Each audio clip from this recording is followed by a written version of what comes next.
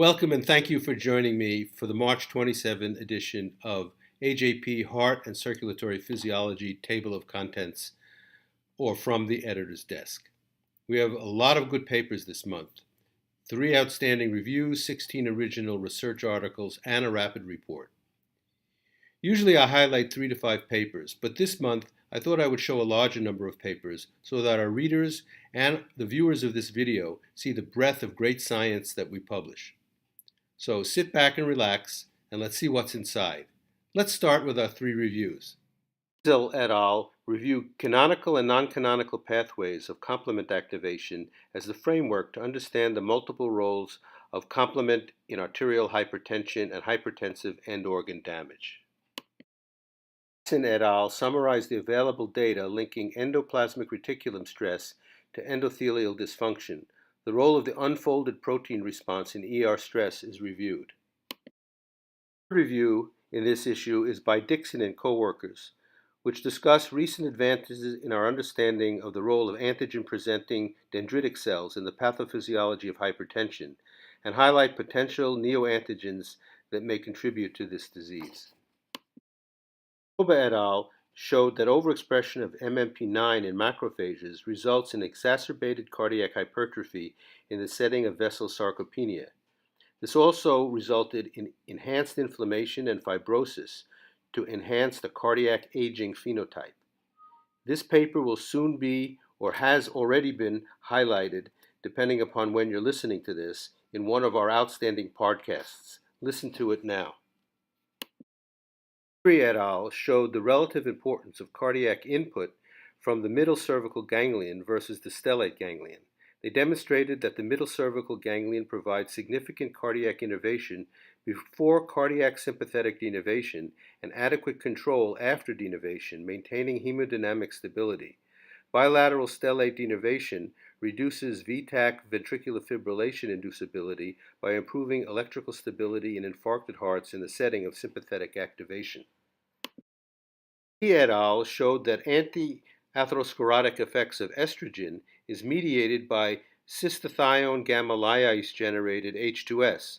This study provides new insight into the interaction of H2S and estrogen signaling pathways on the regulation of cardiovascular function. Reyes et al. Provide new data supporting the role of aminopeptidase A in blood pressure control in OB mice and signaling through the AT2 receptor. These findings improve our comprehension about obesity-related hypertension and potential new therapies for this disorder. Gent and colleagues subjected pigs to 60 minutes of LAD coronary occlusion, followed by 180 minutes of reperfusion with or without ischemic preconditioning. Ischemic preconditioning reduced infarct size. AKT and ERK1/2 phosphorylation and STAT2 phosphorylation was increased at early reperfusion without and with ischemic preconditioning. A STAT3 antagonist, AG490, prevented the ischemic preconditioning increase in STAT3 phosphorylation at reperfusion. In pigs, increased phosphorylation of STAT3 is usually involved, whereas AKT and ERK1/2 seem to play no role in ischemic preconditioning and cardioprotection. Russell Pouleri et al. Used cultured endothelial cells exposed to steady fluid shear stress of 10 dynes per centimeter squared for 5 hours to examine shear stress-induced induction of COX-2 PGI2. They demonstrate the relationship between mechanosensor platelet endothelial cell adhesion molecule 1, or PCAM1, and intracellular mechanoresponsive molecules PI3 kinase, focal adhesion kinase, and P38 MAP kinase in the fluid shear stress induction of COX-2 expression and PGI2 release. Tonegawa et al. Developed novel tools for the evaluation and inhibition of caveoli-specific activation of CAM kinase 2.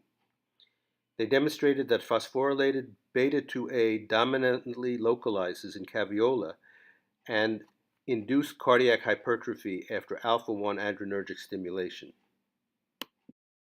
Et al. Show that pharmacological disruption of the pro-infusion protein DRP1 and MDIVI1 during low glucose exposure reduced mitochondrial fragmentation in vascular endothelial cells and prevented vascular ROS and increased NO and improved vasodilator capacity.